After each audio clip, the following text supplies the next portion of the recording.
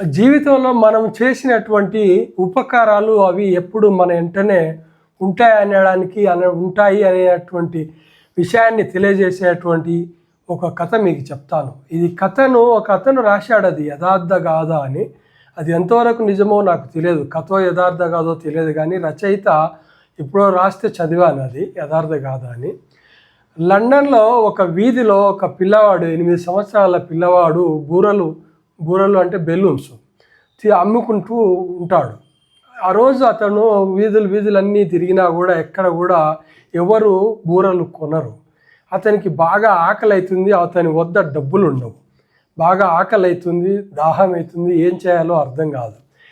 తిరిగి అలసిపోయి సమస్యలే పరిస్థితి ఏర్పడ్డప్పుడు ఒక ఇంటి గడప ముందు నిలబడి, అమ్మ నాకు కొంచెం వాటర్ ఇవ్వండి, నీళ్ళు ఇవ్వండి అని అడుగుతాడు ఆ కుర్రవాడు.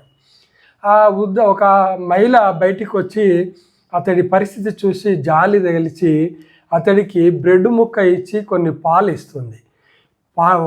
వాటర్ నీళ్ళతో పాటు ఒక బ్రెడ్ ముక్క పాలు ఇస్తుంది. అతనికి అది తినడం వల్ల శక్తి వస్తుంది, అతని ప్రాణం నిలబడ్డంత ఫీలింగ్ కలుగుతుంది ఆ అబ్బాయికి. అక్కడ సీన్ కట్ చేస్తే ఒక 30 సంవత్సరాల తర్వాత ఆ మహిళకు బాగా జబ్బు పడి ఒక హాస్పిటల్లో చేరుతుంది. హాస్పిటల్లో చేరిన తర్వాత ఆమెకు ట్రీట్మెంట్ చేస్తారు. ఒక వారం రోజులు ట్రీట్మెంట్ చేసి బిల్లు చేతిలో పెడతారు. బిల్లు చేతిలో పెడితే అది చాలా ఎక్కువ అమౌంట్ ఉంటుంది, ఒక 2 లక్షల రూపాయల వరకు ఉంటుంది. అయితే ఆమెకు అంత స్తోమత ఉండదు, ఆ డబ్బులు పే చేసే స్తోమత ఉండక ఆమె అంటుంది, అయ్యా ఒకసారి మీ డాక్టర్ని కలుస్తాను నేను అని అడిగితే వాళ్ళు ఆమెను ఆ డాక్టర్ దగ్గరికి తీసుకెళ్తారు. ఆ డాక్టర్ ఆమెను చూసి ఆశ్చర్యపోతాడు. ఏమైందమ్మా అంటే, అయ్యా నేను ఇట్లా హాస్పిటల్లో చేరాను, నాకు 2 లక్షల రూపాయలు బిల్ అయింది, నేను కట్టలేని పరిస్థితిలో ఉన్నాను అని ఆ డాక్టర్కి చెప్తుంది. ఆ డాక్టర్ అంటాడు కదా, అమ్మ మీరు నాకు ఎప్పుడో 30 సంవత్సరాల క్రితమే మీరు నా ఫీజు చెల్లించారు, మీరు నాకు 1 రూపాయి కూడా ఫీజు చెల్లించాల్సిన అవసరం లేదు, మీరు వెళ్ళిపోండి అని చెప్తాడు.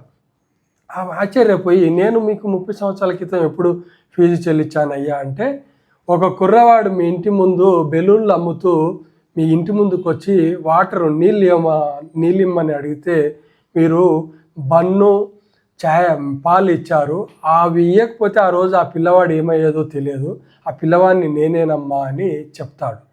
అప్పుడు ఆమె ఆశ్చర్యపోతుంది. అంటే మనిషి యొక్క మంచితనము, మనం చేసిన మంచితనము, మనం చేసిన ఉపకారము మనం జీవితాంతం మన వెంటనే వస్తుందని చెప్పడానికి తెలియజే